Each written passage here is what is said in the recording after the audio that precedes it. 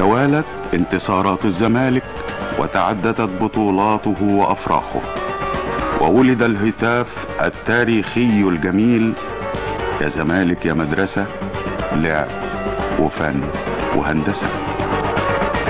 افتتح فريق الزمالك سنوات الأربعينيات بالفوز بكأس الملك وببطولة دوري منطقة القاهرة للمرة الثانية في موسم 40-41.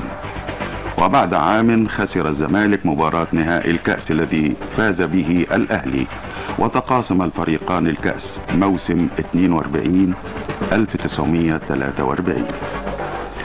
ثم يأتي الموسم التالي ومعه أكبر مفاجأة في تاريخ كرة القدم المصرية، فقد لعب الأهلي والزمالك المباراة النهائية على كأس الملك، وفاز الزمالك بالكأس.